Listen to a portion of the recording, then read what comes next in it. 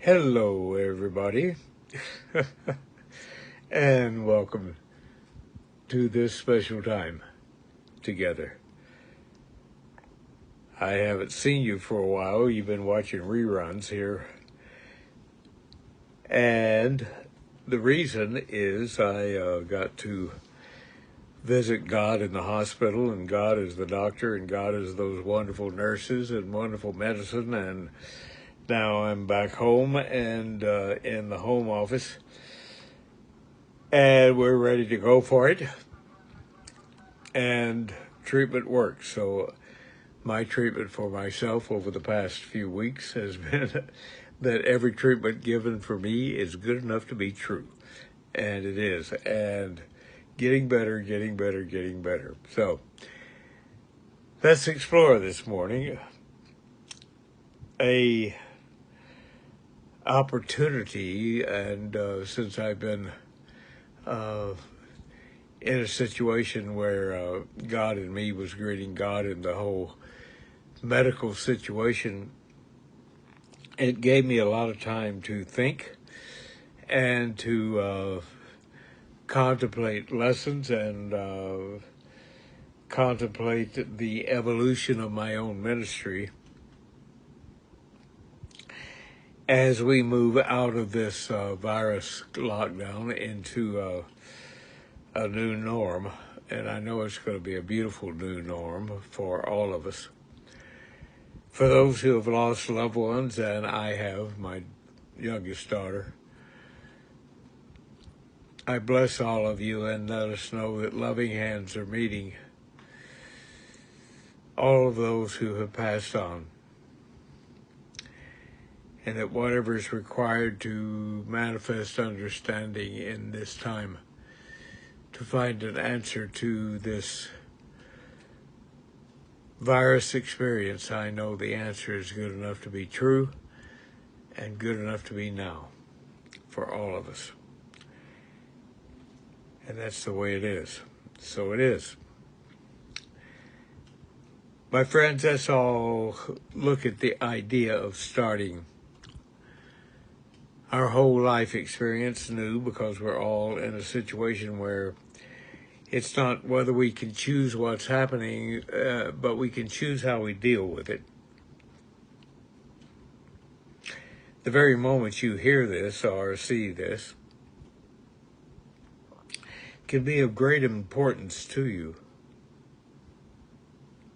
You see, at any moment we can redirect our energies of our consciousness by doing what? Clearing out old ideas.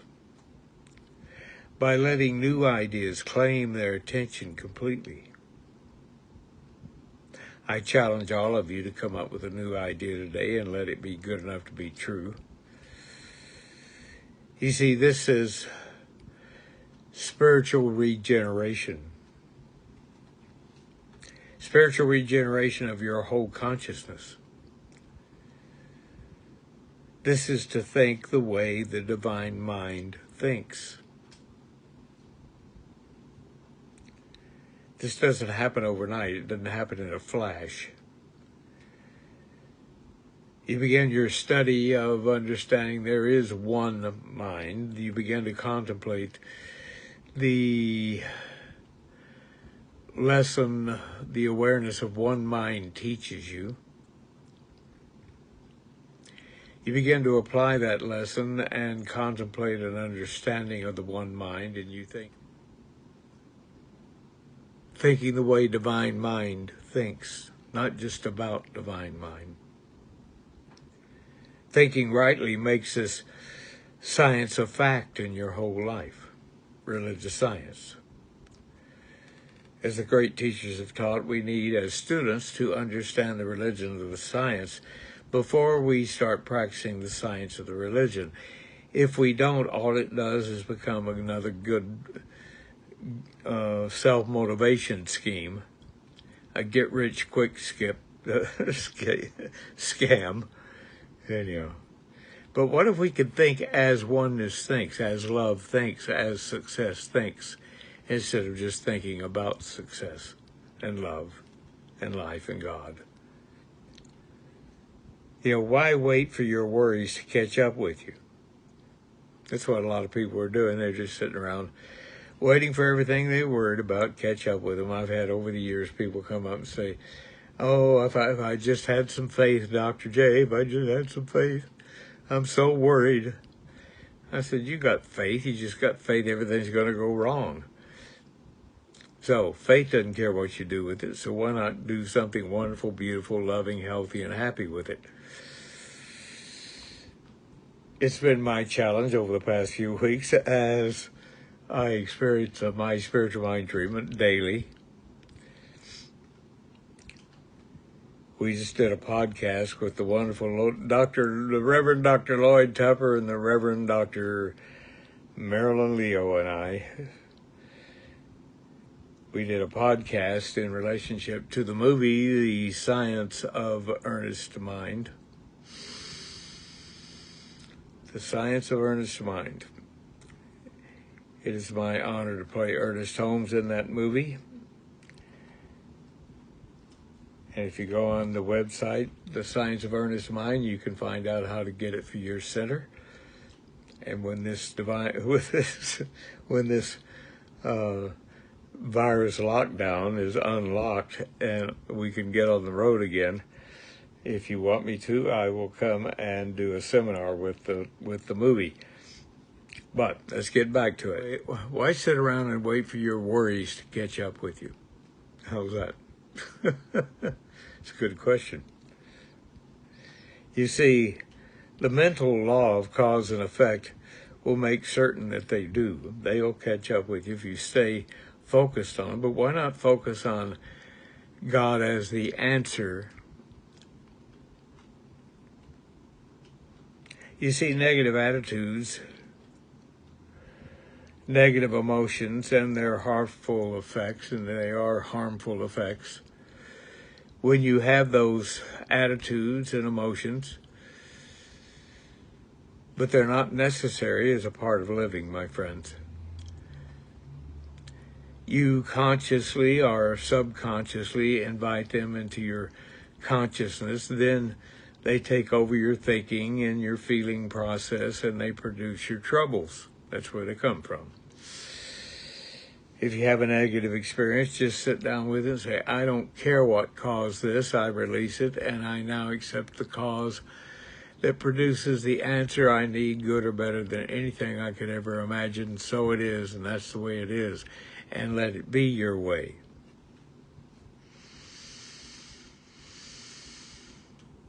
You see, this is negative emotions, negative attitudes. It just delays our spiritual potential. That's all it's doing. It delays our spiritual potential that is inherent within our own inner self. Everybody has a spiritual potential. The good is always where you are, my friends. Your next thought can know it, can reveal it right now. It takes redirection of consciousness to make this happen, and that's all it takes is redirection of consciousness. But it can happen, and it can happen to you, and it can happen now. You see, your spiritual progress is only waiting for you to wake up to a greater idea of yourself and then live from that idea. Celebrate yourself from that idea. The one life of God in you as you is dependent on your creative attitude. And if you're going to have a creative attitude, which we all do, why not use it for the best, for the health, for the happiness, for the joy that yours by right of consciousness? Your life dependent, your creative power dependent, your progress into your tomorrow dependent upon what your creative attitude and your sincere expectancy that all the good you want is already in action in your consciousness, producing the actual new and better experience for you now. For you now.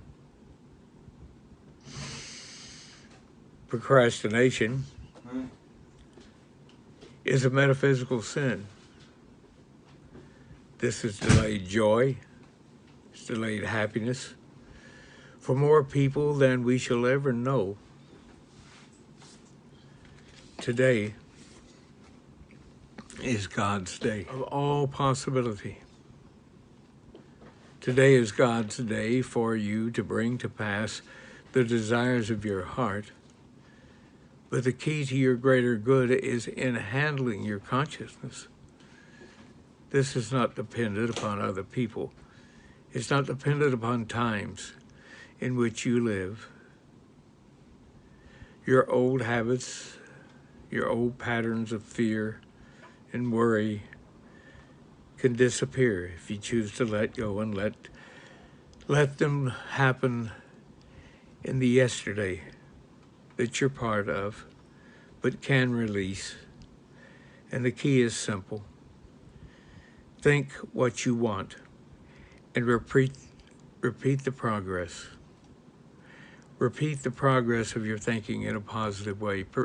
Repeat the process often until you really believe it. Believe it to be so. And then it happens. And you rejoice in it. That's the way to happen in the life of God as a positive unfoldment. This is the way of spiritual demonstration. This is life as it can be, without stress, without strain. The spiritual saturation of consciousness with the creative idea of good is the way, the truth, and the life of your well-being and your happiness. All life awaits your acceptance of it and your mental adoption of its simple rules. It's done unto you as you believe. That's the lesson given. Apply it. And believe the beautiful. Believe from love, from life, from unlimited possibility, which is God in action as you. God loves the world by means of you. Let it be your way. Thank you for being with me this morning, this evening, or whatever time you're watching this. God love you. And so it is. Love is blessing you. And now, I want to give a special thanks to Katrina for putting this together. We've been a while since we've done one, and I also want to thank all of you, your cards and letters and flowers and celebration of my health, and I appreciate all the goodwill and love you have sent my way. And again, my treatment for myself is every treatment given for me is good enough to be true, and it's happening now. Let's go within now and close this morning, this evening, or whenever you're watching, in a beautiful way with love and celebration of life in a spiritual mind treatment. There is one life, it's God. It is my life, it is the life of everyone listening to this and watching. I know the truth of our being unfolds as love in action, and all that is needed to understand that there's nothing to heal in truth. Every cell of our body, every fiber of our being is manifesting from love, from health, the positive blueprint of the universe that knows what to do and how to do it is acting now in our home, our work, our play, our government. And as we move forward into this time of voting, we choose to vote for ourselves in a positive and beautiful way. We let it be so, and so it is.